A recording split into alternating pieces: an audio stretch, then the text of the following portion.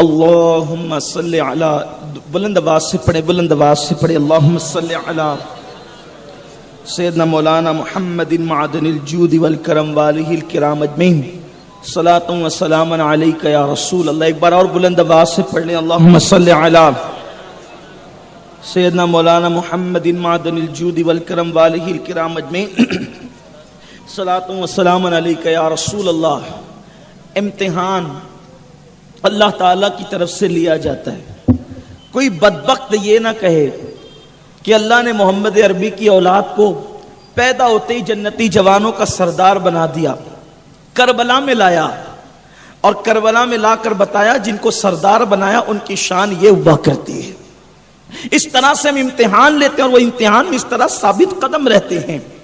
میرے پیارے آقا صلی اللہ علیہ وسلم کے دیوانوں، اندازہ تو کریں کہ کربلا میں جو امتحان ہے وہ گویا کہ اللہ نے قرآن مقدس میں جتنے امتحانات کا ذکر کیا ہے وہ سارے امتحانات اللہ رب العزت نے ایک ساتھ جمع فرما دیا، سارے امتحانات کو ایک ساتھ جمع فرما دیا۔ دیکھیں کربلا کے اندر دشمن کا غلبہ بھی ہے، 22,000 کا لشکر جرار ہے، ان کے ہاتھوں میں تلواریں ہیں، نیزے ہیں، بھالے ہیں، کوئی چیز کی کمی ان کے پاس نہیں ہے۔ اللہ اکبر، دیو پہ کر ان کا لشکر ہے، دشمن کی اتنی کثرت ہے، لوگ جو ہے وہ 72 لوگوں کو، جس میں مرد بھی ہے، عورتیں بھی ہیں، بچے بھی ہیں اور جو ہے وہ دودھ پیتے بچے بھی ہیں، سب لڑنے کے قابل نہیں ہے۔ ان کے لیے تو 200-500 کا لشکر ہی کافی تھا، لیکن دشمن کی کثرت کتنی ہے کہ 22,000 کا لشکر ایک طرف ہے، پھر اس کے بعد بھوک کا غلبہ، پھر اس کے بعد گھر کا اجڑنا، لیکن امام سارے امتحانات کو بخوشی انجام دے کر بتا رہے ہیں کہ جو اللہ کے جتنے مقربین ہوتے ہیں اللہ رب العزت ان سے اتنا سخت امتحان لیتا ہے اور پھر وہ اس امتحان کو حسن و خوبی کے ساتھ انجام بھی دیتے ہیں۔ میرے آقا صلی اللہ علیہ وسلم کے دیوانوں، امام پاک کا امتحان کس طرح سے لیا گیا۔ ہم تو چھوٹے چھوٹے امتحان میں لرز جاتے ہیں، ہم تو چھوٹے چھوٹے امتحان میں ہمارے پیروں میں لغزش آنے لگتی ہے، چھوٹی چھوٹی آزمائش میں ہم بے چین اور بے قرار ہو جاتے ہیں۔ آئیے آپ کو بتاؤں، اگر کسی کو چھوٹی سی بیماری ہو جائے تو وہ کہتا ہے یار ہمیشہ بیمار ہی رہتا ہوں، کسی کو تنگ دستی آ جائے کہتا ہے کہ ہمیشہ تنگ دست رہتا ہوں، کسی کو پریشانی آ جائے کہتا ہے ہمیشہ پریشان رہتا ہوں۔ آئیے میرے آقا صلی اللہ علیہ وسلم کے دیوانوں، مولا حسین کا امتحان آپ ذرا دل کے کانوں سے سنیں اور اپنے اندر تبدیلی لانے کی کوشش کریں۔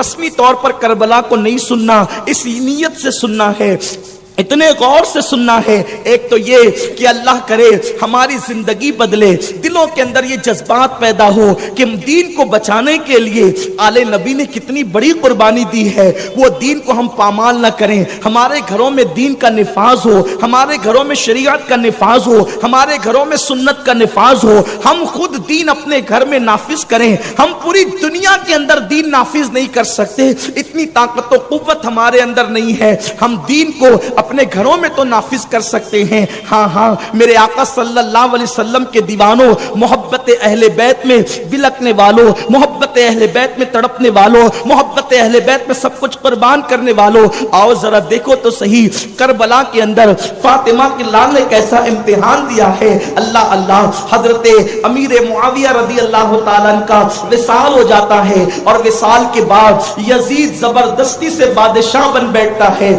اور جب بادشاہ بن بیٹھا 15 رجب جو ہے وہ 22 رجب المرجب کو حضرت امیر معاویہ دنیا سے رخصت ہوئے فالج کے مرض کے اندر، اور یزید زبردستی جو ہے بادشاہ بن بیٹھا۔ صلح کی جو شرائط تھی اس کی پابندی نہ کرتے ہوئے، یکسر اس کو کل عدم قرار دیتے ہوئے وہ بدبخت جو ہے بادشاہ بن بیٹھا۔ اور جب بادشاہ بن بیٹھا اس نے پہلا کام یہ کیا کہ اس نے مدینہ منورہ خط لکھا کہ یہ خط جیسے ہی پہنچے تو حسین کو عبداللہ ابن زبیر کو، عبداللہ ابن عمر کو، عبد الرحمن ابن ابو بکر کو، ان چاروں کو بلا کر کے میرے نام پر ان کی بیعت لی جائے۔ امام پاک علی جدی وعلیہ السلام اور یہ تینوں حضرات جن کے نام میں نے لیے ہیں، جس وقت یہ خط مدینہ المنورہ پہنچا وہ بارگاہ رسالت کے اندر موجود تھے، حضور کے مزار پر انور پر وہ وہاں پر موجود تھے۔ ولید کا قاصد آتا ہے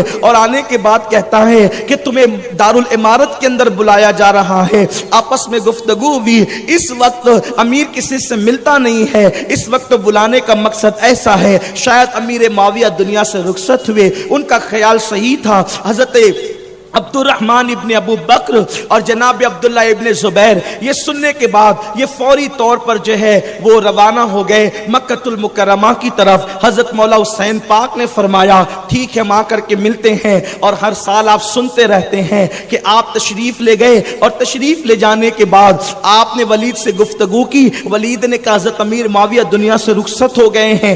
آپ نے انا للہ پڑھی، ان کے لیے مغفرت کی دعا کی، اور اس کے بعد فرمایا اب کیا بات ہے؟ کہا بیعت کریں یزید پر، یزید کے ہاتھ، یزید کے نام پر۔ امام پاک نے فرمایا مجھ جیسا آدمی اس طرح چھپ کر کے یزید کی بیعت کیسے کر سکتا ہے؟ اور اس کے بعد یزید کا فسق و فجور جو امام پاک جانتے تھے، جیسا کہ آپ ابن کثیر کے حوالے سے، ابن جریر طبری کے حوالے سے، مستدرک میں امام حاکم کی مستدرک کے حوالے سے، اور اسی طرح سے تفسیر مزری کے حوالے سے مجھ سے سن چکے ہیں کہ یزید شرابی تھا، یزید زانی تھا، یزید شراب کو حلال گردانے کی کوشش کرتا تھا، محرمات کے ساتھ نکاح کو اس نے جائز کرنے کی ناپاک کوشش کی تھی، بنو ہاشم سے اس کی دشمنی تھی، اللہ کے حبیب علیہ السلام کی وہ تکذیب کرتا تھا، حضور علیہ الصلوۃ والتسلیم کی نبوت کا اس نے انکار بھی کر دیا تھا۔ یہ بات میں نے کل آپ کو حوالے کے ساتھ تفسیر روح المعانی کے حوالے سے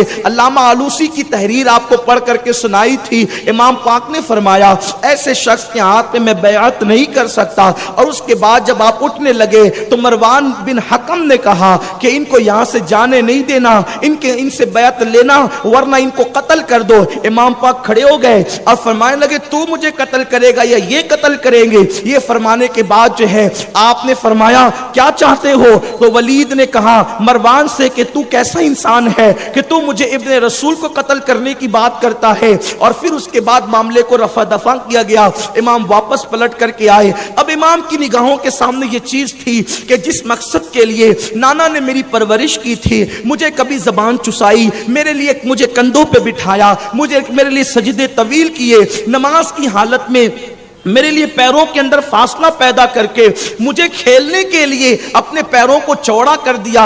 امام پاک جانتے تھے کہ مجھے اس مقصد کے لیے پرورش کیا گیا تھا کہ جب اللہ کے دین پر وقت آئے تو میں اللہ کے دین کو بچانے کے لیے اپنا سب کچھ قربان کر دوں۔ امام پاک علی جدی علیہ السلام اور ان کے گھر کا بچہ جانتا تھا کہ کربلا میں امام پاک شہید ہوں گے۔ حضرت سیدنا عبداللہ ابن عباس کہتے ہیں رسول پاک کے گھر کے بچے کو پتا تھا کہ امام پاک کربلا میں شہید ہوں گے۔ میرے آقا علیہ السلام کے دیوانوں، امام پاک جو ہے ولید کے دارالامارت سے اپنے گھر تشریف لاتے ہیں، اور تشریف لانے کے بعد آپ گھر والوں کو کہتے ہیں اب تیاری کرو، مدینہ منورہ چھوڑنا ہے، مدینہ منورہ چھوٹنا ہے۔ اور اس کے بعد شام کا انتظار ہونے لگا، اہل بیت کے جو ہے وہ سامان پیک ہونے لگے، اہل بیت کے سامان بندنے لگے۔ تھوڑا سا میں اپنی قوم کے جوانوں کے تصورات کو مدینہ الرسول کی طرف لے کر چلنا چاہتا ہوں، آج نہیں بلکہ آج سے کم و بیش 1350 یا 1400 سال پہلے لے کر کے چلنا چاہتا ہوں۔ ہاں میری قوم کے جوانوں، کانوں میں ایئر فون لگا کر گانے سننے والوں، فلموں میں جا کر کے کرسیاں توڑنے والوں، شراب اور جوئے کے نشے کے اندر چور ہونے والوں، کسی کی آبرو پر ہاتھ ڈالنے والے، اللہ رب العزت کے دین کو پیٹ کے پیچھے پھینکنے والے، اور اس کے بعد مسلمان ہونے کا دعویٰ کرنے والے، ان مسلمانوں سے میں توجہ کا طالب ہوں۔ ذرا غور تو کرو، میرے آقا صلی اللہ علیہ وسلم کے دیوانوں جو مدینہ الرسول جا چکے، 8 دن قیام کر چکے، 10 دن قیام کر چکے، جب وہ اپنے سامان کو باندھنے لگتے ہیں تو اس وقت ان کے دل پہ کیا گزرتی ہے؟ دل کہتا ہے کاش اے کاش اے کاش جس زندگی سے انسان ہر پل محبت کرتا ہے، ہر لمحہ محبت کرتا ہے، ہر آن محبت کرتا ہے، آج اس زندگی سے پیار نہ رہا اے موت آ اور مجھے سینے سے لگا لے تاکہ در رسول پہ مر جاؤں اور یہی کی مٹی میں مل جاؤں. اس وقت انسان جان نہیں بلکہ موت کو عزیز رکھتا ہے. مدینہ منورہ چھوڑنا کتنا انسان کے دل پہ شاک گزرتا ہے. 8-10 دن قیام کرنے والے زائر کی کیفیت یہ ہے. اللہ اللہ آل محمد کی شان اس وقت کیا ہوگی جب امام قاسم اپنا سامان باندھتے ہوں گے, علی اکبر اپنا سامان پیک کرتے ہوں گے, سیدہ زینب تیاری سفر کی کرتی ہوگی, تو ان کے آنسو کون خشک کرتا ہوگا, ان کے آنسوؤں کو کون روکتا ہوگا, ان کو تسلیاں کون دیتا ہوگا. ہائے جو سب کو تسلیاں دیتے ہیں آج انہیں تسلی دینے والا کوئی نہیں. اور پھر اس کے بعد مدینۃ الرسول کے اندر سورج جو ہے اللہ اکبر 3 محرم کا جو ہے وہ بلکہ 3 شعبان المعظم کا جو ہے وہ غروب ہوا, اور ہونے کے بعد جو ہے چوتھی رات کا چاند طلوع ہوا. اللہ اکبر رات تاریک ہونے لگی, اور جب رات تاریک ہونے لگی مدینۃ الرسول کے اندر عبادت کرنے والے عبادتوں میں مصروف ہو گئے, مصلی پر رونے والے خدا کی بارگاہ میں سوگات پیش کرنے میں مصروف ہو گئے, سونے والے سو گئے, رونے والے رونے لگے, عبادت کرنے والے عبادت کرنے لگے, تسبیح و تہلیل میں ڈوبنے والے تسبیح و تہلیل میں ڈوب گئے. رات کا آخری پہر آنے والا ہے اور آل محمد کے گھر کے اندر بلکہ رسول اللہ کے گھر کے اندر سیدہ فاطمہ کے گھر میں کوہرام مچا ہے. کوہرام یہ مچا ہے کہ ہمیشہ کے لیے حجرہ فاطمہ کو خالی کرنا ہے, اہل بیت کو مدینہ منورہ چھوڑ دینا ہے. میرے آقا کے دیوانوں, دین سے کتنا پیارے نبی کے گھر والوں کو, اہل بیت کو دین سے کتنی محبت ہے. ایک طرف دین ہے, دوسری طرف مدینہ منورہ کا قیام ہے. دین کے تحفظ کے لیے مدینہ کے قیام کو چھوڑنا پسند کیا جا رہا ہے. ایسے میں مولا حسین رات کی آخری پہر میں قدسیان فلک جو ہے درود و سلام کی نظریں لے کر, درود و سلام کے گجرے لے کر بارگاہ رسالت میں حاضر ہو رہے ہوں گے. ایسے میں دعائیں بابا اجابت الہی سے ٹکرا رہی ہوگی. اللہ اکبر مولا حسین کا گھر کھلتا ہے, دروازہ کھلتا ہے, اور اس کے بعد حسین گھر سے نکلتے ہیں, اور نکلنے کے بعد جو ہے سیدھا جنت البقیع کی طرف رخ کرتے ہیں. محض چشم تصور سے جب میں ماضی کے جھروکے میں جھانک کر کے دیکھتا ہوں کہ مولا حسین آخری سلام پیش کرنے کے لیے جب اپنی امی کے مزار پہ تشریف لے گئے ہوں گے, اس وقت ماں کے مزار پہ جانے کے بعد حسین پاک نے جب اپنی امی کو آخری سلام پیش کیا ہوگا, اس وقت میرے مولا حسین کے دل پہ کیا گزری ہوگی. تصورات کی دنیا کے اندر جب ہم مدینہ منورہ میں جنت البقیع میں پہنچتے ہیں تو ہمیں یوں محسوس ہوتا ہے شاید یہ منظر چشم فلک نے دیکھا,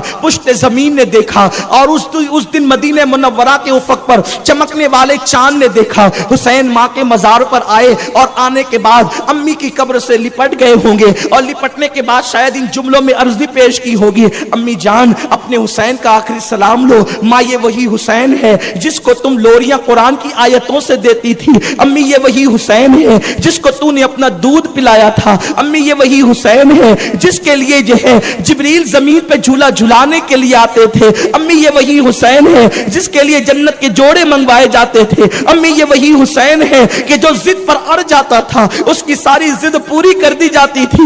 آج ماں تیرا حسین تیری چوکھٹ پر آخری سلام کرنے کے لیے آیا ہے. یہ کہنے کے بعد امام عالی مقام نے یہ بھی کہا ہوگا, امی تیرا حسین بزدل نہیں ہے. امی تیرا حسین جس نے تیرا دودھ پیا ہے وہ بزدل نہیں ہے, چھوٹے دل کا نہیں ہے, کم ہمت نہیں ہے, کم حوصلہ نہیں ہے. لیکن امی بات اتنی ہے کہ جس دن کے لیے مجھے پیدا کیا گیا تھا, جس دن کے لیے میری پرورش کی گئی تھی, امی آج وہی دن آیا ہے, اور تیرا حسین تیرے بابا کا دین بچانے کے لیے اب سوئے کربل روانہ ہو رہا ہے. ماں تیری میری ملاقات اب قیامت کے دن ہوگی, حوض کوثر پر ہوگی. اللہ اللہ, ایک بیٹا اپنی ماں کو سلام پیش کر رہا ہے. گویا مولا حسین نے یہ کہا ہوگا, ماں آج آنے کا مقصد صرف یہ ہے, تو وہ ماں ہے اے ماں کہ تیرے دروازے سے کبھی کوئی سائل واپس نہ گیا, تیرے چوکھٹ سے کوئی سائل واپس نہ گیا. تو نے بھوکے رہ کر دوسروں کو کھلایا, تو نے دوپٹہ فروخت کر کے سائل کی مراد پوری کی.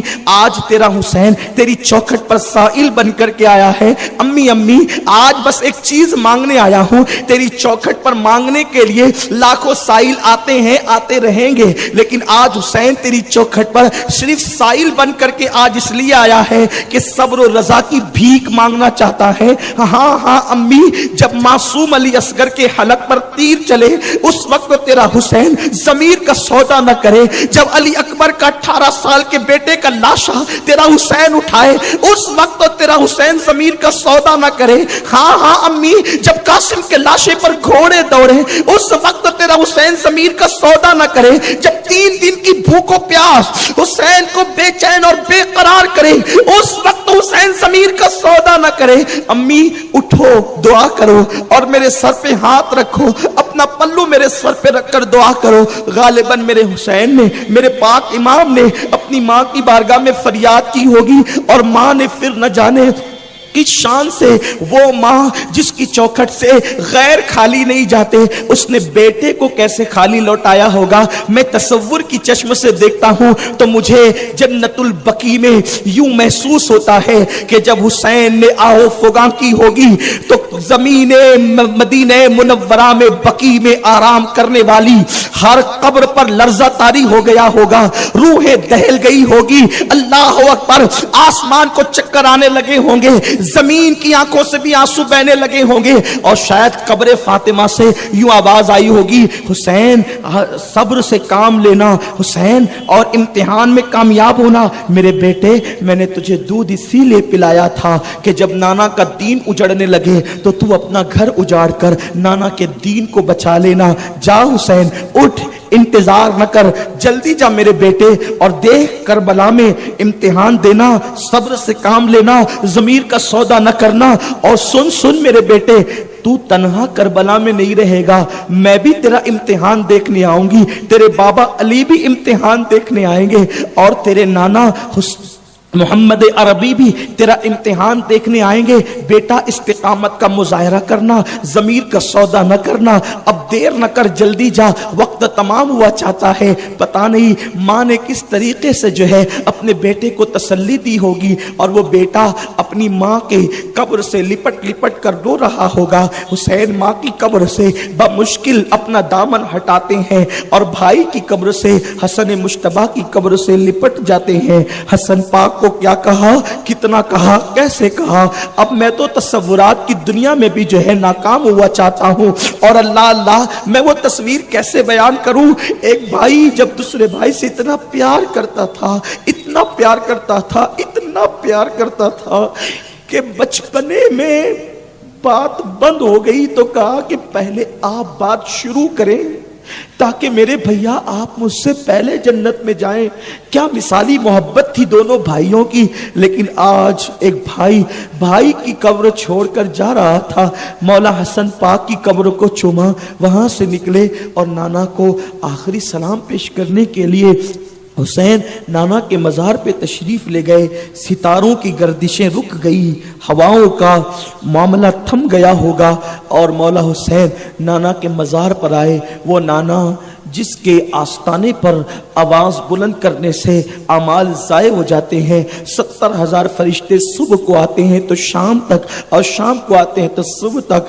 حسین آج روئے زمین پر رسول اللہ کا سب سے پیارا جو تھا اسی کا نام حسین تھا، سب سے قریبی رشتہ دار جو تھا اسی کا نام حسین تھا۔ مولا حسین، اللہ، کوئی امتی نبی کی چوکھٹ پہ جاتا ہے تو اس کی ہچکیاں بندنے لگتی ہے۔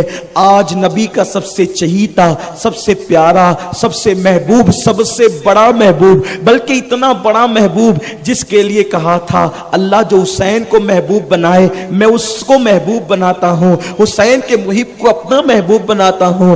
آج وہ سب سے بڑا محبوب، سب سے قریبی رشتہ دار روئے زمین پر، نبی کا اس سے قریبی رشتہ دار اس دن روئے زمین پر کوئی نہیں تھا جو امام علی مقام کو رشتہ حاصل تھا۔ حسین نانا کے مزار پہ لپٹ گئے۔ محض چشم تصور سے ہم دیکھتے ہیں تو یوں لگتا ہے حسین نے اپنے نانا سے کہا ہوگا وَأَمَّا السَّائِلَ فَلَا تَنْهَرْ کا نغمہ قرآن آپ کے لیے گنگناتا ہے، جبریل آپ کے در کا سوالی ہے، آپ کے در کا دربان ہے، फरिश्ते आपकी चौखट से खैरात पाते हैं, अंबिया औलिया और सबको आपकी चौखट से मिलता है। नाना जान, आज आपका हुसैन आखिरी सलाम पेश करने के लिए आया है। नाना आप चुप क्यों हैं?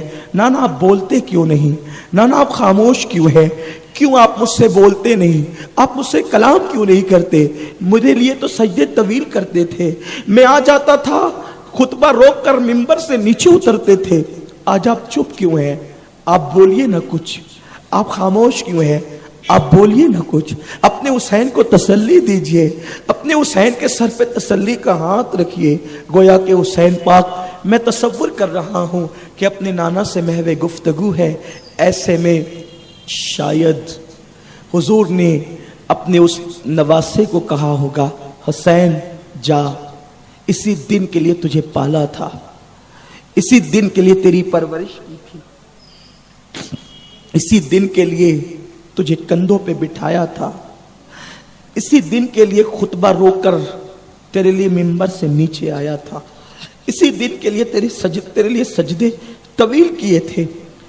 पता नहीं क्या क्या राज की बातें हुई, बोल भी नहीं सकता, जानते भी नहीं, जितना अपने बुजुर्गों से जाना वो बता भी नहीं सकते। हुसैन आखिरी सलाम अपने नाना को करके जैसे रुखसत होते हैं, कलेजा मुंह को आता है। तैबा से लौटना किसी आशिक से पूछिए, तैबा से लौटना किसी आशिक से पूछिए, ऐसा लगे कि रूह बदन से निकल गई। 14वीं सदी का मुजद्दिद आशिक रसूल यूं कहता है, या काफिलती जीदी अजलक रहमे बर हसरत तश्न लबक, मुरा जियारा लर्जे दरक दरक, तैबा से अभी ना सुना जाना। ये 14वीं सदी का गुलाम कह रहा है, जो नवासा होगा जब उसने आखिरी सलाम किया होगा, आखिरी सलाम कब्र रसूल को देख के क्यों, गुंबद को देख के सलाम करने वाले के कदम बोझल हो जाते हैं।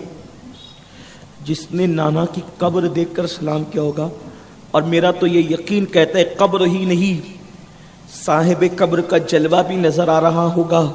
मौला हुसैन अपने आस्तीन से दामन को, अपने आस्तीन से आंसुओं को खुश्क करते हुए सरकार की बारगाह से पिछले पैर उल्टे पैर अपने घर की तरफ आते हैं। कितना बड़ा सदमा है, कोई सदमा और भी ना हो, शहर रसूल छूटने का सदमा कोई कम न था। कितना बड़ा सदमा है, इस सदमे को कौन बयान करे। कलम कांपता है, जबान लरसती है, कलेजा मुंह को आता है। अभी से इम्तिहान शुरू हो गया है सैयदा के लाल का, करबला के मुसाफिर का इम्तिहान अभी से शुरू हो गया है। नाना का दर्द छोड़कर पलट कर देखते हैं, दिल कहता है रुकिए, जिम्मेदारी कहती है चलिए, शौक कहता है रुकिए, जमीर कहता है चलिए, मोहब्बतें कहती है रुकिए, दीन के तकाजे कहते हैं चलिए, और जल्दी चलिए, ताखीर न कीजिए। आखिरकार अपनी पसंद और नाना की पसंद में जब तकाबुल होता है, हुसैन अपनी पसंद को कुचल कर नाना की पसंद का ख्याल करते हुए फिर रुख मोड़कर हमेशा के लिए आगे बढ़ जाते हैं। घर में कदम रखा, क़यामत सुगरा कायम है, क़यामत सुगरा घर में कायम है। अजीब हाल है, बीबियां हैरतो यास की तस्वीर बनी हुई है, सबको पता है। अज़्म तो मक्के का है लेकिन जाना करबला है, क्योंकि सैयदा फातिमा ने बार बार कहा करबला में शहीद होगा मेरा बेटा, मौला अली ने कहा मेरा बेटा करबला में शहीद होगा, रसूलुल्लाह ने तो वक्त विलादत कहा मेरा बेटा करबला में शहीद होगा, मिट्टी भी दी, सब कुछ। सबको पता है करबला जा रहे हैं, शहीद होने जा रहे हैं, जान लुटाने जा रहे हैं। कोई दामन नहीं छुड़ाता, कोई दुआ नहीं करता जान बचने की, इसलिए कि दीन से ज्यादा अपनी जान से भी प्यार नहीं है। घर का हाल ये है, بچہ بچہ رو رہا ہے، سامان بن چکے ہیں، سواریوں پر سامان لد چکے ہیں، اور گھر کا حال یہ ہے کہ سب گھر سے نکل رہے ہیں، ایک بیمار کو چھوڑ کر جانا ہے جو مولا حسین کی بڑی بیٹی ہے جس کا نام فاطمہ صغرا ہے۔ آخر اس بچی کا کیا قصور تھا کہ سب کو لے گئے، حتیٰ کہ مہینے 2 مہینے کے بچے کو بھی ساتھ لے کر جایا جا رہا ہے۔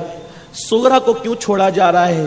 صغرا کا کوئی قصور نہ تھا، بلکہ عذر یہ تھا کہ اس دن سیدہ صغرا سلام اللہ علیہا اتنے بخار میں تپ رہی تھی کہ اٹھ کر کھڑے ہونے کی گنجائش نہ تھی، لیکن صغرا جانے والوں کو کہتی تھی آپ لوگ بدلے بدلے کیوں نظر آتے ہیں، آپ لوگ آج کیوں تبدیل نظر آتے ہیں، آپ لوگ آج کچھ بے مروتی سا اظہار کیوں کر رہے ہیں، کیا بات ہے، کہاں جا رہے ہو مجھے بتاؤ؟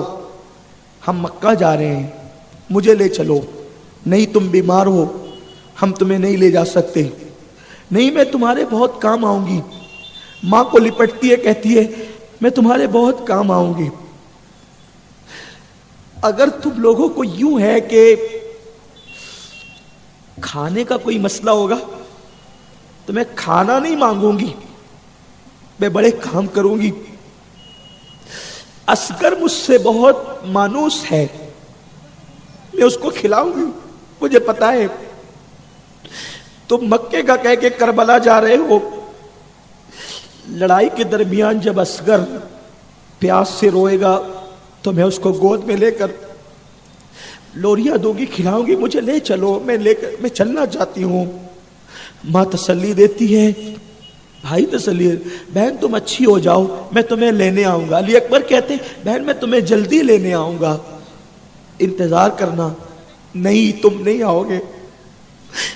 نانا سے سننے والوں نے سن کر کے مجھے بتایا ہے کہ جب حسین جائے گا تو پھر پلٹ کر نہیں آئے گا۔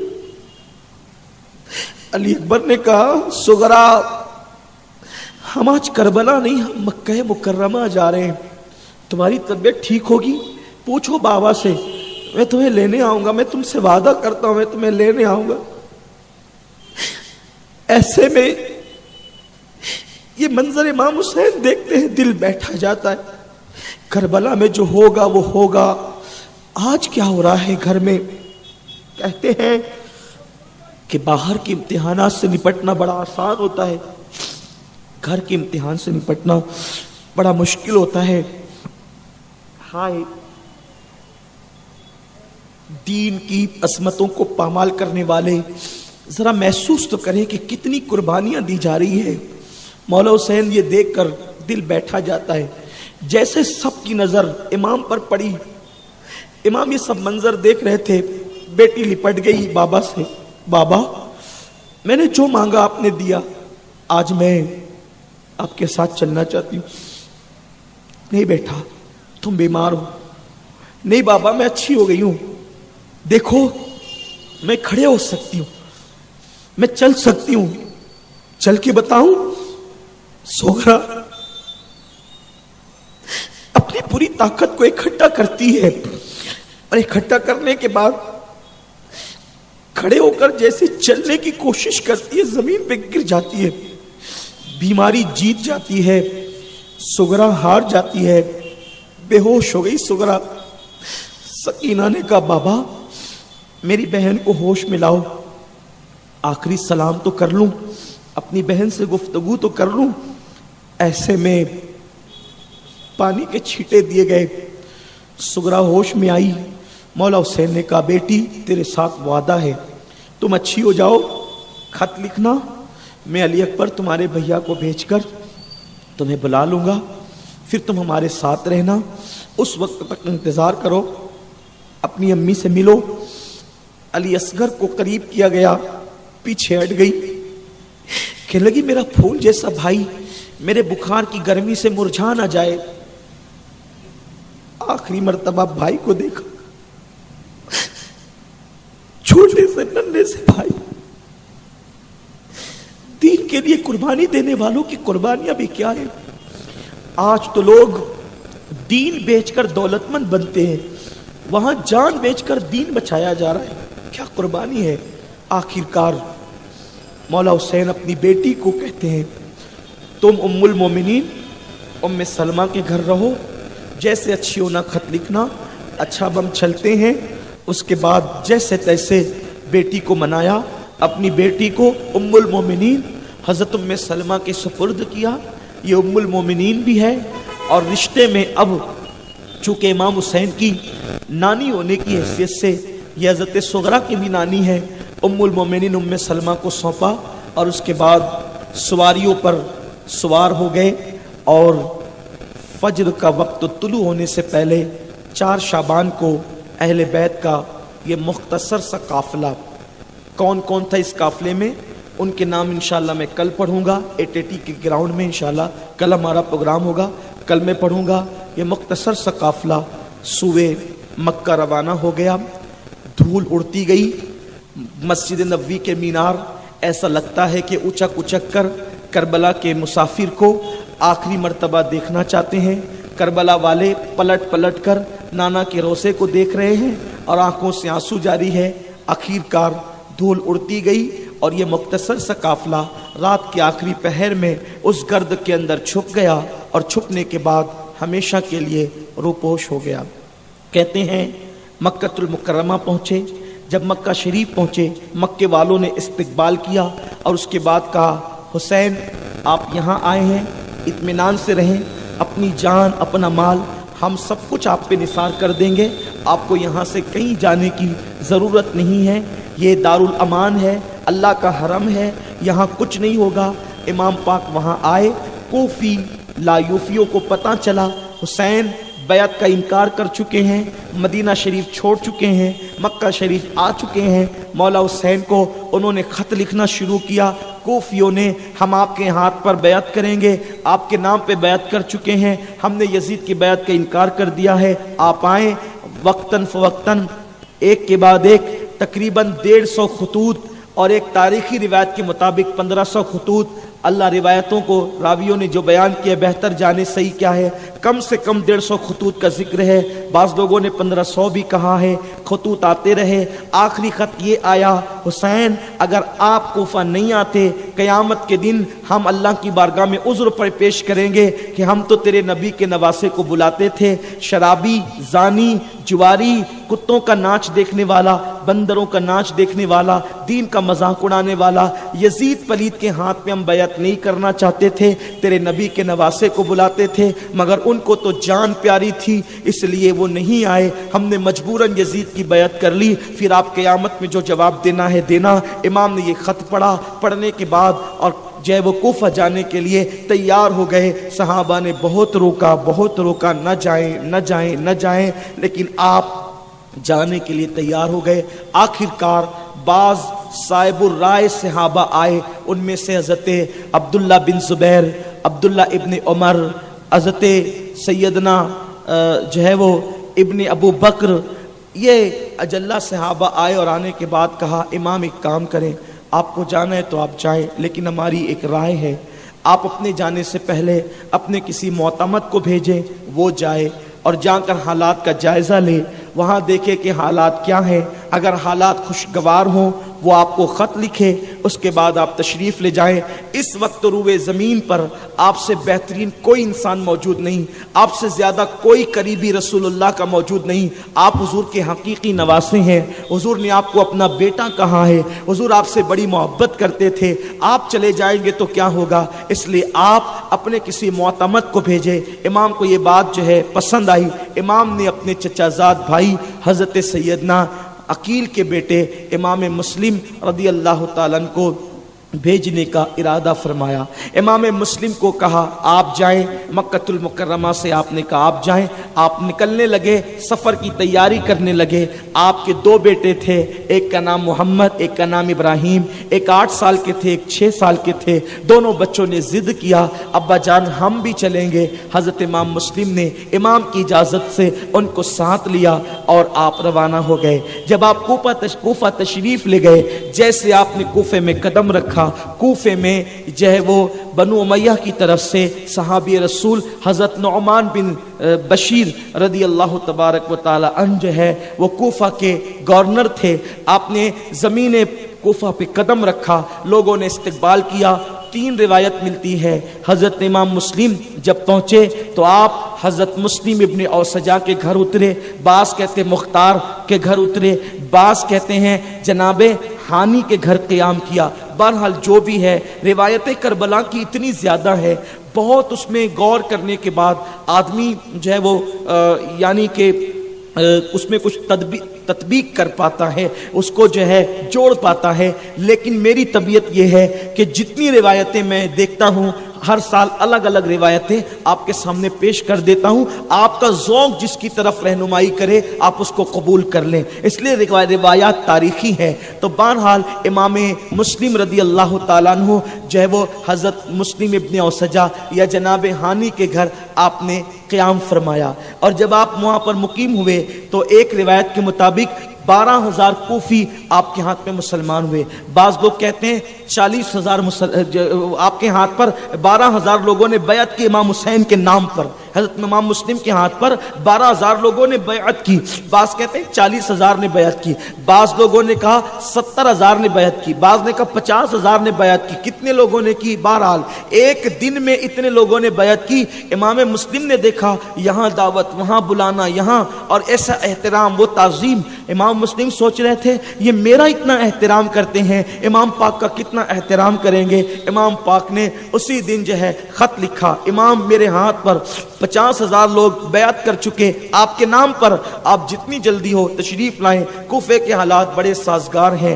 اور آپ یہ خط لکھنے کے بعد ادھر قاصد روانہ ہوا, ادھر کوفہ کے حالات خراب ہو گئے. حضرت نعمان بن بشیر جو ہے بہت نرمی سے کام لے رہے تھے, اس لیے کہ اہل بیت کا معاملہ تھا. گورنر ہو کر بھی آپ جو ہے وہ بیچ میں مداخلت نہیں کرتے تھے. کسی بدبخت نے یزید کو خط لکھا حالات پر, یزید کے پاس خط پہنچا, امام مسلم امام حسین کے نائب بن کر کوفہ آ گئے ہیں, لوگ ان کے ہاتھ پر بیعت کر رہے ہیں, اور تم جلدی سے جلدی کسی سخت آدمی کو بھیجو. تو اس کا ایک دوست تھا جو اس کے ہر سیاہ و سفید کا معتمد تھا, اس کا نام سرجون تھا. یہ نام آپ یاد رکھیں, ہو سکتا ہے آگے کام آئے گا. سرجون تھا, اور بعض لوگوں نے لکھا یہ یہودی تھا. سرجون جو تھا یہ یہودی تھا. اس سرجون نے اس کو کہا کہ اس معاملے میں سب سے سخت اگر کوئی ہوگا تو وہ عبید اللہ ابن زیاد ہوگا. عبید اللہ ابن زیاد جو ہے وہ اس وقت کوفہ میں نہیں تھا, لیکن جو ہے باضابطہ طور پر اس کو جو ہے وہ اس کی سیٹ کو چھوڑ کر اس کا بصرہ کا علاقہ چھڑوا کر کے اس کو جو ہے عبید اللہ ابن زیاد کو کوفہ منتقل کرنے کی بات کی گئی. تیز رفتار قاصد دوڑایا گیا, عبید اللہ ابن زیاد. یاد رکھیں یہ بات اچھی طرح سے, اہل بیت سے دشمنی کافر بھی اگر ہے لیکن حلالی ہے تو وہ نہیں کر سکتا. دشمنی اگر حلالی ہے اور کافر, ہر کافر جو ہے وہ دشمن اہل بیت نہیں ہوتا. بہت سارے مجھے پتا چلا ہے کہ مسلمانوں کے علاوہ کچھ غیر مسلم بھی ہماری اس محرم شریف کی محفل میں ذکر حسین سننے کے لیے آتے ہیں. وہ مجھ سے ملتے ہیں, روزانہ کم و بیش ان سے میری ملاقات ہوتی ہے. یعنی امام حسین سے محبت صرف کلمہ پڑھنے والوں کو نہیں ہے, بلکہ جو کلمہ نہیں پڑھتے ان کے دلوں میں بھی محبت ہے. تو چونکہ حلالی ہونا شرط ہے اہل بیت کی محبت کے لیے, جن کے دلوں میں اہل بیت کی محبت ہے انہیں تو پہلے اپنی ماں کے لیے دعا کرنا چاہیے کہ ماں شریف تھی تو اللہ تبارک و تعالیٰ نے اہل بیت کی محبت دل میں عطا کی.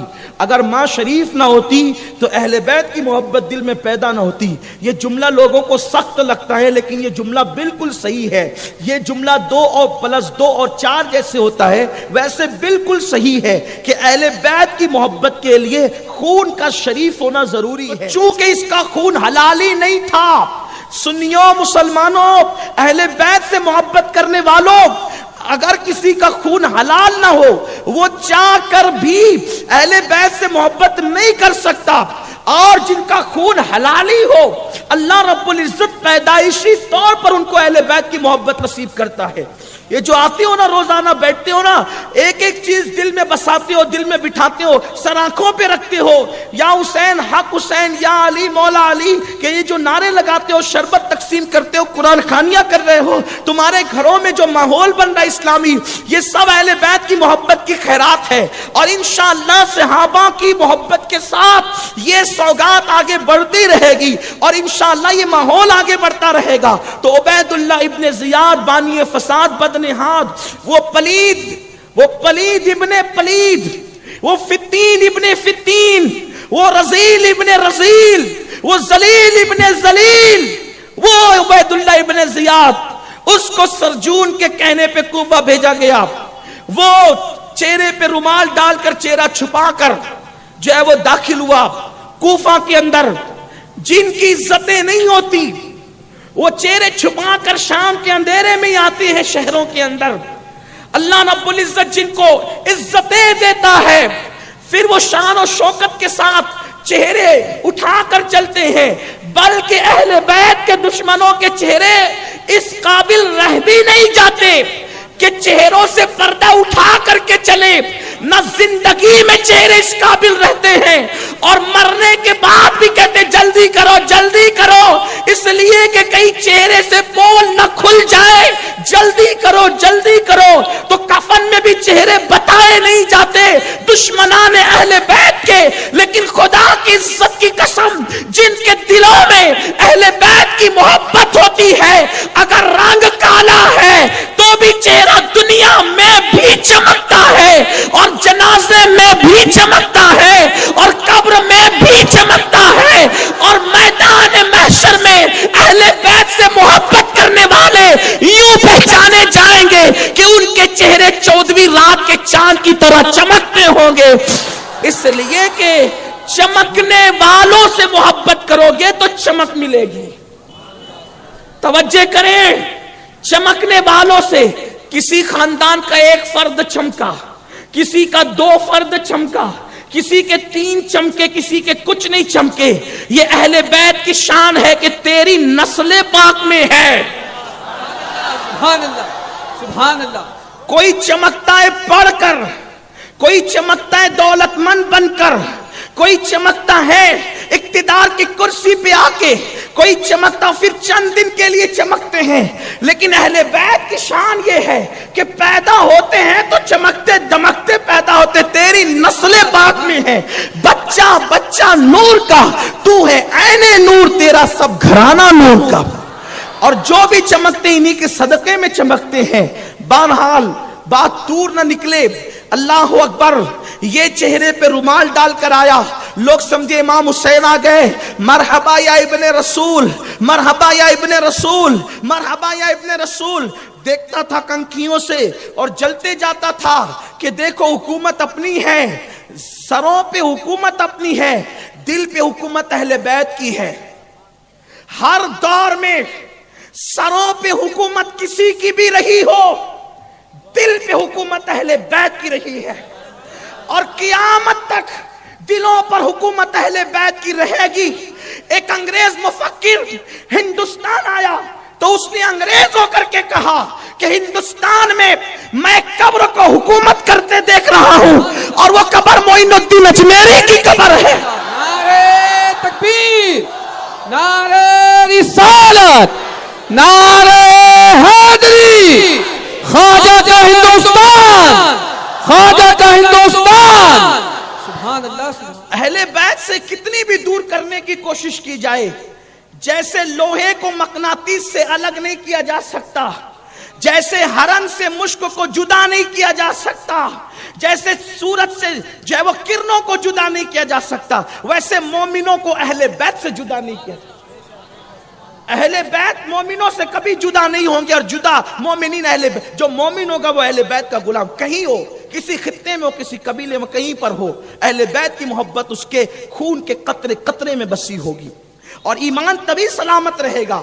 تو وہ آیا، دیکھتا تھا، جلتا جاتا تھا، لیکن جب وہ دارالعمارت کی طرف گیا تو اس نے لوگوں نے کہا بھئی اگر امام حسین ہوتے تو ان کو تو وہاں ہونا چاہیے جہاں پر حضرت امام مسلم کا قیام ہے، تو یہ دارالامارت میں کیوں جاتے ہیں؟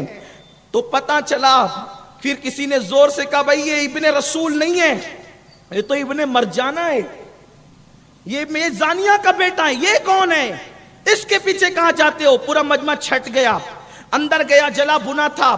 حضرت نعمان بن بشیر صحابی رسول کو اس نے معزول کیا اور معزول کر کے خود بیٹھا، اور اس کے بعد اس نے جو ہے وہ آنے کے بعد خطبہ دیا منبر پہ چڑھ کے کہ جس نے مسلم کو اپنے گھر میں پناہ دی ہوگی ہم اسے قتل کریں گے، اس کا یہ کریں گے، اس کا وہ کریں گے، خوب دھمکیاں دی۔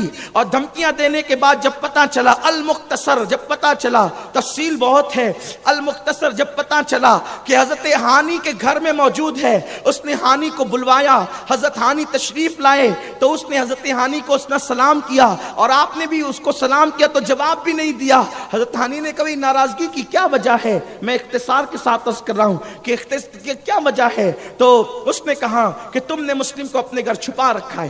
کہا میرے گھر میں مسلم کو کیسے جانتا ہوں، کہاں ہے میرے گھر کیسے ہے؟ تو ایک جاسوس کے ذریعے سے اس کو پتہ چلا تھا، وہ بڑی تفصیل ہے، آپ سنتے رہتے ہیں، آپ اس کو کہیں اور بھی سن سکتے ہیں، کتابوں میں بھی پڑھ سکتے ہیں۔ ایک جاسوس کے ذریعے سے پتہ چلا تھا، 3000 روپیہ اس کو دے کر کے جاسوس کو پیچھے لگایا تھا، اس کو کہا نکل کر آ۔ تو جب آیا تو ہانی کے گھر میں وہ جاسوس بار بار آ چکا تھا، اور وہ اپنے آپ کو اہل بیت کا محب ظاہر کرتا، لیکن وہ محب نہیں تھا، بلکہ وہ کون تھا؟ وہ جاسوس تھا۔ وہ بدبخت نے کہا کہ آپ کے گھر میں نہیں ہے مسلم؟ حضرت امام مسلم کی بات جب ہوئی تو ہانی نے کہا بدبخت، ظالم، فاسق و فاجر، تو اہل بیت کا دشمن، مخبری کرتا ہے اہل بیت کے خلاف۔ وہیں پر جو وہ تو میں شروع ہوئی۔ یہ بات حضرت امام مسلم کو پتہ چلی کہ حضرت ہانی کو قید کر لیا گیا، تو آپ جو ہے باہر نکل آئے، اور آپ کے ساتھ کوفہ کے تقریباً 40,000 لوگ جمع ہو گئے، لیکن آپ نے حملے کا حکم نہیں دیا، کیونکہ اہل بیت امن پسند، محبت بانٹنے والے۔ ابھی کیوں لڑے جب تک کہ زبان سے، گفتگو سے کام ہو سکتا ہے، لڑائی جھگڑا نہیں۔ تو آپ نے حملہ نہیں کیا۔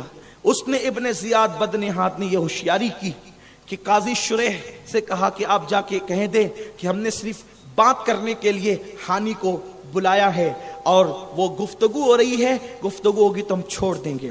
اور پھر کیا ہوا؟ جتنے قبیلے کے لوگ وہاں موجود تھے سب لوگوں کو کہا کہ اپنے اپنے قبیلے کو جا کر کے کہہ دو کہ وہ مسلم کا ساتھ چھوڑ دے۔ اور پھر کوفیوں کی وفا قیامت تک کے لوگوں کو یاد رہے گی، جب اپنے اپنے قبیلے کے سردار نے کہا کہ مسلم کا ساتھ چھوڑ دو، تو امام مسلم کے ساتھ جو 40,000 کا لشکر تھا وہ ایک ایک کر کے سب ساتھ چھوڑ گئے، حتیٰ کہ امام مسلم کے ساتھ صرف 500 لوگ بچے۔ کہاں 40,000 اور کہاں صرف 500 لوگ، 500 لوگ صرف بچے۔ اور وہ 500 لوگ بھی جب مغرب کا وقت آیا تو امام مسلم کے ساتھ مسجد میں داخل ہوئے، آپ نے نماز پڑھانے کے لیے اللہ اکبر کہی، 500 لوگ پیچھے کھڑے ہوئے تھے۔ جب سلام پھیرا ایک بھی آپ کے پیچھے موجود نہ تھا۔ یہ کوفیوں کی داستان ہے، ان کے بے وفائی کی داستان ہے۔ دراصل بات یہ تھی، اگر وہ سچے اہل بیت کے محب ہوتے تو وہ شاید ایسا نہ کرتے۔ اور یاد رکھنا، بے وفائی کرنے والا بے وفائی کر کے بھی بہت دن تک اپنی زندگی کو بچا کر کے نہیں رکھ سکتا، لیکن جو بے وفائی کا داغ اس کے وجود پہ لگتا ہے وہ کبھی دھلا نہیں جاتا۔ کوفیوں کو آج تک کوئی اچھے نام سے یاد نہیں کرتا، کوفہ کا نام آتا ہے تو بے وفائی فوری طور پر یاد آ جاتی ہے۔ حالانکہ وہ شہر ایک دور تھا کہ اس میں کثرت سے اصحاب رسول بستے تھے، آج بھی بڑی تعداد میں اصحاب رسول کے مزارات اس مبارک شہر میں موجود ہے، لیکن وہ کیسی بے وفا قوم تھی۔ امام مسلم نے مغرب کی نماز پڑھی اور دیکھا کہ سب غائب ہے، باہر نکلے، ادھر ادھر دیکھا، سارے کوفہ والوں کے دروازے بند تھے، کسی کا دروازہ کھلا نہیں تھا۔ ہائے اہل بیت کی مظلومیت! بلایا خط لکھ کر ایک دن میں 40,000 یا 12,000 یا 50,000 یا 70,000 لوگوں نے بیعت کی اور سب ساتھ چھوڑ گئے چند گھنٹوں میں۔ یاد رکھنا مسلمانوں، اگر کسی سے محبت کرو تو محبت میں وفا ہو، اگر بے وفائی ہو تو نہ یہاں عزت ہے نہ وہاں عزت ہے۔ اس لیے اپنے اندر وفا بھی پیدا کرو، رشتوں میں وفا، دوستی میں وفا، بیوی کے ساتھ وفا، رشتہ داروں کے ساتھ وفا، ہر ایک کے ساتھ وفا۔ میرا ایک جملہ یاد رکھنا، جانور پالو تو اس کے ساتھ بھی وفا کرنے کی کوشش کرنا، ورنہ بے وفائی تمہیں کہیں چین سے جینے نہیں دے گی۔ وفا بڑی عظیم چیز ہے، لیکن یہ بھی یاد رکھنا وفا کسی کو ملتی ہے، ہر برتن میں منہ ڈالنے والا کبھی باوفا نہیں ہوتا۔ بہرحال یہ بھی بڑا المیہ ہے، آج کل لوگ اپنی بیوی کے ساتھ بھی وفا نہیں کرتے، لوگ چھوٹی چھوٹی بات پہ طلاق دے دیتے ہیں، یا جو طلاق نہیں دیتے وہ بیوی رکھ کر بھی کسی کے ساتھ ناجائز تعلقات میں پڑ جاتے ہیں۔ ان لوگوں کو سوچنا چاہیے کہ یہ بے وفائی کی کتنی انتہا ہے۔ اللہ لوگوں کو نیک توفیق عطا فرمائے۔ بہرحال امام نے دیکھا سب دروازے بند، کل تک جن گھروں میں دعوتیں ہو رہی تھی وہ دروازے بند ہیں۔ آخرکار امام آگے بڑھے، دیکھا کہ توعا نام کی خاتون ہے، اس نے دروازہ کھول رکھا ہے، اور اس لیے کہ اس کا بیٹا اب تک گھر نہیں آیا، وہ بیٹے کا انتظار کر رہی ہے۔ آپ وہاں کھڑے رہے۔ توعا نے پوچھا، اے جوان کیا بات ہے؟ کہا میں پانی پینا چاہتا ہوں، مجھے پیاس لگی۔ پانی لا کے دیا، پانی پیا، پھر کھڑے رہے۔ کہا پانی پیا تمہارا کام ہو گیا، چلے جاؤ۔ کہاں جاؤں؟ میرا کوئی گھر نہیں، سارے دروازے آج میرے لیے بند ہیں۔ کہا اچھا آپ امام مسلم ہیں؟ بس پہچان لیا۔ تو کہا میں تو آپ کی کنیز ہوں، بی بی زہرا کی کنیز ہوں، میرے بھاگ جگے، آؤ میرے گھر آؤ، میرے گھر میں قیام کرو۔ سب نے دروازے بند کیے ہیں، تو آج میں نے اپنا دروازہ آپ کے لیے کھول دیا، صرف اس لیے کہ کل بی بی زہرا کی شفاعت مجھے نصیب ہو، رسول ہاشمی کی شفاعت نصیب ہو۔ آئیے، گھر بٹھایا، گھر میں رکھا، خدمت کی۔ اس کا بیٹا ابن اشعث، ایک شخص تھا ابن اشعث، اس کا غلام تھا یا اس کا دوست تھا، جو ہے اس کے بیٹے کو جب پتا چلا کہ امام مسلم ہمارے گھر میں ہے، اس نے ابن اشعث کو خبر دی، ابن اشعث نے ابن زیاد کو خبر دی، اور ابن زیاد نے 500 فوجیوں کو حضرت امام مسلم کی گرفتاری کے لیے بھیجا۔ امام مسلم رضی اللہ تبارک و تعالی عنہ نے جب گھوڑوں کی ٹاپوں کی آواز سنی، زرہ پہنی، تلوار ہاتھ میں لی، اس لیے کہ بنو ہاشم کا شہزادہ تھا، اور ہاتھ میں تلوار لے کر آپ نے جو ہے وہ ان سے مقابلہ کیا۔ ایک طرف 500 تھے۔ یہ کوئی کہانی نہیں، قصہ نہیں، یہ کوئی ناول نگاری نہیں، یہ کوئی ادیب کی جو ہے وہ تحریری خدمات نہیں، یہ تاریخ ہے، تاریخ۔ ابن جریر کو دیکھیں، ابن خلدون کو دیکھیں، ابن مخنف کو دیکھیں، اس طریقے سے ابن کثیر کو دیکھیں، اور بھی بلکہ خود حضرت صدو الافاضل کو دیکھیں، فقیہ ملت کو دیکھیں، صاحب عین قیامت کو دیکھیں۔ ان لوگوں نے الفاظ کی تبدیلی کے ساتھ کم و بیش یہی مضمون لکھا ہے کہ 500 کا مقابلہ تنہا امام مسلم نے کیا، اور خوب لڑے، حتیٰ کہ ان کے چھکے چھڑا دیے۔ جب انہوں نے دیکھا کہ کوئی قبضے میں وہ نہیں آتے، تو اوپر سے آگ پھینکنا شروع کیا اور آپ پہ پتھر برسانے شروع کیے۔ اب پتھر 500 لوگ تھے، بہت سے کٹ چکے تھے، جو بچے تھے چلے 200-400 کٹے ہوں تو 100 بچے، 150 بچے، ایک بندے پہ وہ پتھر پھینک رہے ہوں، تو آخرکار انسان تو انسان ہے۔ آپ زخمی ہو گئے اور بیٹھ گئے۔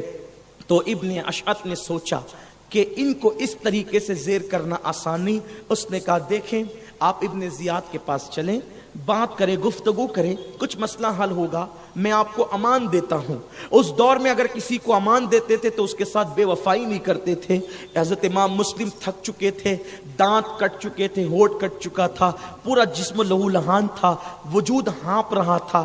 آپ کو ایک کھچر پہ بٹھا دیا گیا، آپ نے امان پر اعتماد کیا، اور جیسے ہی آپ آگے بڑھے آپ کی کمر سے تلوار نکال لی گئی۔ حضرت امام مسلم نے انا للہ و انا الیہ راجعون پڑھی، کہا کہ یہ تمہاری پہلی بے وفائی ہے کہ تم نے میرا ہتھیار چھین لیا۔ اندر گئے تو ابن زیاد تخت پہ بیٹھا تھا۔ امام مسلم نے اس کو سلام نہیں کیا۔ اس نے کہا کیوں سلام نہیں کیا؟ فرمایا جو میرے قتل کے در پہ ہو میں سلام کیسے کر سکتا ہوں؟ فاسق کو، شرابی کو اور شرابی کی تائید کرنے والے کو, دین کے ڈھانے والے کی تائید کرنے والے کو میں سلام کیسے کر سکتا ہوں؟ اس نے بہت ساری باتیں کی جس کے تذکرے کے لیے یہاں وقت نہیں ہے. اس نے بہت ساری باتیں کی. آخر میں اس نے کہا آپ کی جان بچ سکتی ہے, شرط ہے کہ آپ حسین پر ان کے بابا پہ لعنت کریں. حضرت امام مسلم نے کہا لعنت تجھ پر اور تیرے باپ پر, تیرے باپ پر جو زنا کی پیداوار ہے, اور میں آل نبی پہ لعنت کروں گا جن پر نماز میں درود پڑھا جاتا ہوں. رسول اللہ سے پوچھا گیا یا رسول اللہ آپ پر قرآن کی آیت نازل ہوئی ہے ان اللہ و ملائکتہ یصلون علی النبی, یہ آیت درود آپ پہ نازل ہوئی ہے. بلکہ جس دن آیت درود نازل ہوئی اس دن مدینہ منورہ کا سما کیا تھا؟ آقا کریم صحابہ سے کہتے تھے آج مجھے مبارکباد پیش کرو, آج مجھے مبارکباد پیش کرو, آج مجھے مبارکباد پیش کرو. حضور کیوں مبارکباد پیش کرے؟ تو حضور کہتے ہیں آج مجھ پر ایسی آیت آئی ہے جس کو آیت درود یا وہ ان اللہ و ملائکتہ یصلون علی النبی, کہ بے شک اللہ اور اس کے فرشتے درود بھیجتے ہیں غیب بتانے والے نبی پر. تو اے ایمان والو تم بھی خوب اور خوب درود و سلام بھیجو. یہ آیت جب حضور پر آئی اللہم صلی وسلم وبارک علیہ صلاۃ و سلام علیک یا رسول اللہ, جب یہ آیت آئی تو حضور نے کہا مبارکباد پیش کرو کیونکہ اللہ نے مجھ پہ یہ آیت نازل فرمائی ہے. صحابہ نے کہا حضور اللہ نے کہا کہ درود بھیجو میرے نبی پر, تو حضور آپ ہی سکھا دے کہ کیسے درود پڑھے. آقا نے فرمایا آدھا ادھورا درود نہیں پڑھنا, جب بھی درود پڑھنا تو مجھ پر پڑھنا اور میرے ساتھ میری اہل بیت پر بھی درود پڑھنا. اہل بیت کے سوا آدھا ادھورا درود نہیں پڑھنا. حضور نے خود سکھایا یوں کہو اللہم صلی علی سیدنا محمد والا آل سیدنا محمد, کہ اللہ نبی اور آل نبی پہ درود بھیجے. تو کہا جن پر درود خدا بھیجے, جن پہ درود بھیجنے کا حکم حضور دے, ان پہ لعنت کیسے کر سکتا ہوں؟ بڑی گہما گہمی ہوئی. آخرکار اس بدبخت نے کہا لے جاؤ اس کو اور کوفہ کے دارالامارت پر لے جا کر اس کو قتل کر دو. حضرت امام مسلم یہ سن کر پھوٹ پھوٹ کر رونے لگے, پھوٹ پھوٹ کر رونے لگے. جب آپ پھوٹ پھوٹ کے رونے لگے تو ابن زیاد نے ہنس کے کہا موت کو دیکھ کر رو رہا ہے؟ آپ نے فرمایا اللہ کی عزت کی قسم موت کو دیکھ کر نہیں رو رہا ہوں. ان کوفیوں نے مجھ پہ میرے ہاتھ پہ بیعت کی تھی, میں نے حسین کو خط لکھ دیا کہ آپ تشریف لے آئے, حالات بڑے اچھے ہیں, میری جان تو جانی ہے, حسین کی جان کو سوچ کر روتا ہوں, حسین کے بچوں کو سوچ کے روتا ہوں. وہ میرا خط جب پڑھیں گے تو ضرور آ جائیں گے, اور آ جائیں گے یہ تو بے وفائی کر چکے ہیں. میں حسین کو یاد کر کے رو رہا ہوں, نواسے رسول کو یاد کر کے رو رہا ہوں. اوپر گئے, اوپر جانے کے بعد کہا 2 رکعت نماز پڑھ لینے دو, ہمارے خاندان کو نماز سے بڑا پیار ہے. سنیو دیکھو یہ اہل بیت کا کردار ہے. کہا 2 رکعت نماز پڑھ لینے دو, ہمارے خاندان کو نماز سے بڑی محبت ہے. مولا علی نے کہا اگر مجھے جنت اور نماز کا اختیار ہو تو میں نماز کو اختیار کروں, کیونکہ جنت میں میری خوشی, نماز میں میرے مولا کی خوشی ہے. وہ کہا 2 رکعت پڑھنے دو. انہوں نے کہا ہم تمہیں 2 رکعت بھی پڑھنے نہیں دیں گے. حضرت امام مسلم نے درود و سلام پڑھا, استغفار کی, اور درود پڑھ رہے تھے. اسی حالت میں جلاد کی تلوار اٹھی اور امام مسلم کا سر تن سے جدا کر دیا گیا. ادھر سر تن سے جدا ہوا انا للہ و انا الیہ راجعون, اور ادھر کوفہ کے دارالامارت سے امام مسلم کے جسم کو نیچے پھینک دیا گیا, ہڈیاں چکنا چور ہو گئی. اور اس کے بعد امام مسلم کے بعد ہانی کو بھی شہید کر دیا گیا. ہانی کی شہادت کے بعد دونوں لاشوں کو جو ہے وہ کوفہ کے بازار میں پھرایا گیا اور کہا گیا جو حسین کے حمایتیوں کی مدد کرے گا اس کا انجام یہی ہوگا. ایسی حالت میں سورج کوفہ نے, کوفہ کے سورج نے شرم سے اپنا چہرہ چھپا لیا, اور اس کے بعد سورج ڈوب گیا اور وہ خون آشام, کوفہ کی شام جو ہے وہ گویا کہ فرات سے طلوع ہوئی. اور وہ شام اتنی دردناک تھی, اتنی دردناک تھی کہ ہر طرف جو ہے وہ بدبخت و کوفیوں کی بدعہدی اور بے وفائی کے چرچے گویا کہ عالم بالا میں بھی رہے ہوں گے, زمین کے ذرے ذرے میں رہے ہوں گے.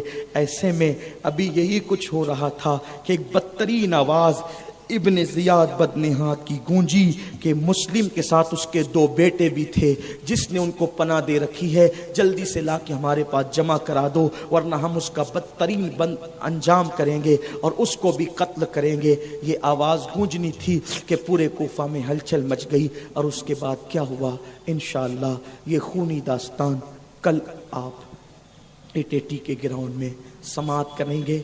اللہ آپ کے آنسوؤں کو قبول کرے, اللہ آپ کے آنسوؤں کو قبول کرے. بی بی زہرا کے بچوں پر رونے والوں, اللہ تمہیں دنیا اور آخرت میں رونے سے محفوظ رکھے. بچوں بیٹھو, کل سے بچوں کو آگے بیٹھنے نہ دیا جائے. میں چاہتا تھا کہ یہ بچے آگے بیٹھے کہ یہ قوم کا مستقبل ہے, لیکن یہ ہر سال گڑبڑ کرتے ہیں, تو اب ان پر پابندی لگ جائے گی. اگر یہ کل بھی نہیں سدھرے تو ان پہ پابندی لگ جائے گی. کل کا آخری موقع ان کو آگے بیٹھنے کا. بی بی زہرا کے بچوں پہ رونے والوں, اللہ تمہیں دنیا اور آخرت پہ رونے سے بچائے. امام حسین کی شہادت کو سن کر حضور ولادت کے وقت بھی روئے تھے. یہ بخاری شریف کی سیاستہ کی حدیث ہے. اور ابن عباس کی روایت کے مطابق جس دن شہادت ہوئی تھی, جس دن شہادت ہوئی تھی اس دن بھی حضور روئے تھے, اس دن بھی روئے تھے. اور امام حسین کی شہادت کو دیکھنے والے امام زین العابدین ساری زندگی روتے رہے. تو یہ مت سمجھنا کہ حسین پاک کی شہادت پہ رونا یہ روافظ کا طریقہ ہے. روافظ دوسرے انداز سے ہنگامہ آرائی کرتے ہیں, ہم محبت میں روتے ہیں. ارے جب ایک گمشدہ بیٹے کی گمشدگی پر یعقوب علیہ السلام کو ساری زندگی رونے کا حق ہے, ساری زندگی رونے کا حق ہے, وہ روئے. امام زین العابدین ساری زندگی روئے. محبت حسین میں اگر تم رو رہے ہو تو یاد رکھنا ہم ماتم نہیں کرتے, لیکن ہم محبت میں آنسو بہاتے اور بہائیں گے. رونے تو اس قوم کو محبت حسین میں, کیونکہ انہیں یہاں نہیں رونے دو گے تو یہ قوم ہیرو ہیروئن کے جدائی کے مناظر دیکھ کر رو رہی ہے. جو قوم ہیرو ہیروئن کے جدائی کے مناظر دیکھ کر رو رہی ہے, اگر ہم اس قوم پہ پابندی لگا دے کہ محبت حسین میں بھی نہ روئیں تو پھر ان کے آنسو کہاں جائیں گے. اور یاد رکھنا, ماتمی بن کر ہنگامہ آرائی کرنا یہ اہل سنت کا مسلک نہیں ہے. لیکن محبت میں تو پابندی بھی نہیں ہے. حضرت ابراہیم کے وصال پہ حضور کی آنکھوں میں آنسو تھے. صحابہ نے کہا حضور آپ بھی رو رہے ہیں. آقا فرماتے ہیں آؤ فغاں کرنا, چیخنا, چلانا یہ منع ہے, لیکن آنکھوں میں آنسو کا آ جانا خاموشی طور پر یہ محبت ہے, یہ محبت کی وجہ سے ہے. اور پھر یہ محبت کی وجہ سے آنسو ہے تو ہمارا اختیار نہیں روکنے کا. اور پھر خدا کی عزت کی قسم, جس کی محبت عین اسلام اور عین ایمان ہے, رسول اللہ فرماتے ہیں جو علی, فاطمہ, حسن, حسین اور مجھ سے محبت کریں گے, جس درجے میں میں محمد رہوں گا اسی درجے میں وہ داخل کیے جائیں گے. یہ اور بات ہے, اس درجے میں جائیں گے تو بحیثیت غلام جائیں گے. یا سمجھانے کے لیے کہوں, دیکھو تخت پر جوتیاں نہیں جاتی, تخت پر توجہ, تخت پر جوتیاں نہیں جاتی, تخت پر جوتیاں نہیں جاتی. لیکن اگر جوتی بادشاہ پہن لے تو پھر وہ بھی تخت پہ جایا کرتی ہے, اس لیے کہ اب وہ جوتی نہیں ہے صرف, بلکہ بادشاہ کی جوتی ہے. تخت پر جوتیاں نہیں جاتی, مگر جو بادشاہ کے پیر میں جاتی ہے وہ تخت تک جاتی ہے. جب بادشاہ کی جوتیاں اس کے توسط سے تخت تک جا سکتی ہے تو محمد الرسول اللہ اور اہل بیت کے غلام اگر ان کے درجے میں غلام بن کر جائے تو پھر اس پر پابندی کون لگا سکتا. نبی مختار کل ہیں, جس کو جو چاہے عطا کر دے. اس لیے روزوں کا اہتمام کرنا, شربت کا اہتمام کرنا. لگے کہ مولا حسین کے دن ہے, لگے کہ تاجدار کربلا کے دن ہے. ارے آج کوئی کسی کے لیے کچھ نہیں کرتا, جس نے دین کے لیے سب کچھ لٹایا ہے, کیا اس کی یاد بھی ہم نہیں منا سکتے؟ اور سوچو تو صحیح, انہوں نے خون دیا, ہم شربت نہیں پلا سکتے. اللہ کی عزت کی قسم, میرے آقا صلی اللہ علیہ وسلم کے دیوانوں, اپنے گھروں میں ماحول ہونا چاہیے کہ کربلا والوں کے دن چل رہے ہیں, تلاوت ہو رہی ہو, نعتیں ہو رہی ہو, نعتیں بج رہی ہو, علماء اہل سنت کے بیانات بج رہے ہوں, اور یہ محفلیں سج رہی ہو. یہ سب کچھ ہونا چاہیے, کیونکہ جب تک یہ رہے گا اسلام زندہ رہے گا، اس لیے کہ محمد علی جوہر کہتے ہیں اسلام زندہ ہوتا ہے ہر کربلا کے بعد۔ اگر اسلام کی زندگی چاہیے تو کربلا کے بعد اسلام کو زندگی ملتی ہے۔ بچے بچے کو داستان کربلا سناؤ، ہر سال وہی واقعہ، ہر سال وہی ہوگا، لیکن وہ دلوں کو زندگی عطا کرے گا، وہ دلوں کو بدلے گا، تبدیل کرے گا انشاءاللہ۔ میری نوجوانوں سے گزارش ہے، عاشورہ میں ہول اپاڑ نہ کریں، جھگڑا فساد نہ کریں، ہنگامہ آرائی نہ کریں، روزوں کا اہتمام کریں، غسل کریں، عاشورہ کی دعا میں شرکت کریں، روزے کا اہتمام کریں، تلاوت کا اہتمام کریں۔ یہ نہیں کہ بازار میں کھلونے بک رہے ہیں تو بانسریاں لے کر بجانے لگے، بھونگے لے کر بجانے لگے، نہیں، بہت بڑی قربانی دی ہے، سب لٹا دیا ہے۔ آج جو کلمہ پڑھ رہے ہو نا، کلمہ، یہ کلمہ تمہارے پاس صرف اس لیے ہے حسین کی قربانی ہے، آل حسین کی قربانی۔ جو نمازیں ہیں نا تمہارے شہر میں بلکہ پوری دنیا میں ہر مینار سے جو آواز بلند ہوتی ہے، یہ مولا حسین کی قربانی کا صدقہ ہے۔ کل بھی آپ جلدی آئیے اور یاد رکھیے وہ وادی نور، وادی نور یاد ہے؟ کتنوں کو یاد ہے؟ کون سی تاریخ ہے؟ 9، 10، 11، سب نے آنا ہے نا انشاءاللہ؟ ہاں، یہ مالیگاؤں امام حسین کے غلاموں کی زمین ہے، صحابہ کے غلاموں کی زمین ہے، صدیق و فاروق عثمان و علی کے غلاموں کی زمین ہے۔ انشاءاللہ سب آئیں گے نا انشاءاللہ؟ اب کل اور پرسوں اب 2 ہی دن بچے ہیں تو جلدی آئیے، کیونکہ ٹائم پر گفتگو ختم کرنی ہے۔ اللہ تعالیٰ توفیق دے، گفتگو کے درمیان کوئی غلطی ہو تو اللہ معاف فرمائے۔ استغفر اللہ وما علینا الا البلاغ۔